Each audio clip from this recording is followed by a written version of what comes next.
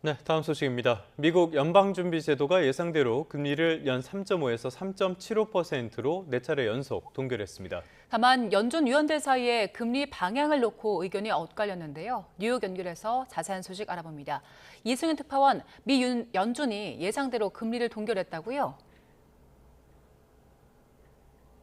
네, 그렇습니다. 연준은 연방공개시장위원회 FOMC 정례회의에서 전쟁으로 에너지 가격이 상승하는 등 인플레이션 수준이 높다며 기준금리를 올해 1월과 3월, 4월에 이어 6월에도 그대로 유지하기로 결정했습니다.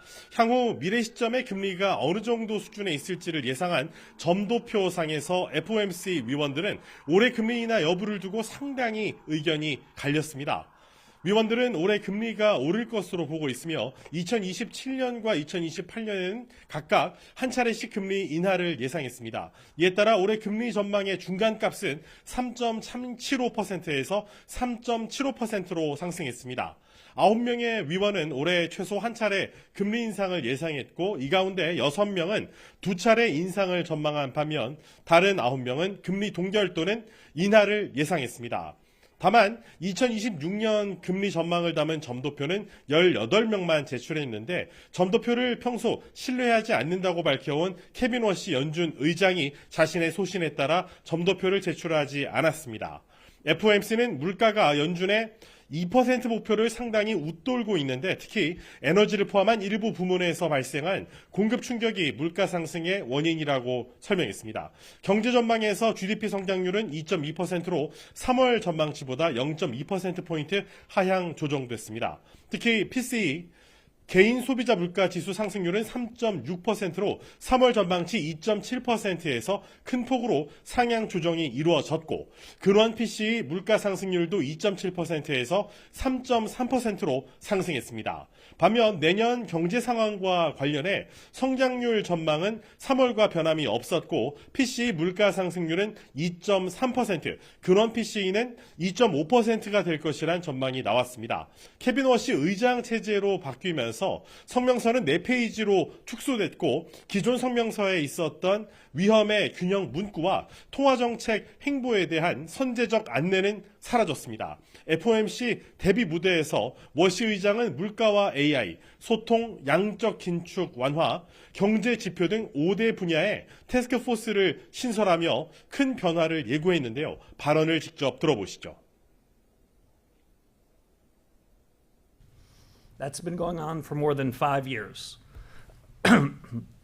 Persistently high prices are a burden for the American people. But the recent past need not be prologue. 네, 시장 반응은 어땠습니까? 뉴욕 증시는 FOMC가 점도표에서 의견이 갈리긴 했지만 전체적으로는 연내 금리 인상을 예상했다는 발표에 일제히 하락 마감했습니다. 우량주 30개로 구성된 다우존스 30 산업평균 지수는 전장보다 0.98% 내렸습니다. 대형주 위주의 스탠다드 앤 푸어스 500 지수도 1.21%, 기술주 중심의 나스닥 종합 지수는 1.34% 하락했습니다. 글로벌 투자 은행인 모건 스탠리는 뉴욕 특파원들을 대상으로 진행한 토론회에서 연준이 연말까지 금리를 동결하고 내년엔 2차례 인하할 것으로 내다보며 점도표와는 다른 의견을 내놨습니다. 또 케빈 워시 연준 의장이 취임 전에 밝힌 것처럼 AI가 이 생산성을 높여 물가 상승 압력을 낮출 수 있는 요인이 될 것이라고도 분석을 내놨는데요. 직접 들어보시죠. Your utility prices go up, but other things get less expensive. So in aggregate, what I would think is that there's likely to be a disinflationary force that goes into this, and I think that's a bigger, element of what Kevin Warsh will ultimately find. 모건 스탠리는 이란 전쟁이 끝났지만 고유가 상황이 1년 정도는 이어질 것으로 내다봐 인플레이션 압력은 당분간 유지될 것으로 전망했습니다. 지금까지 뉴욕에서 YTN 이승윤입니다.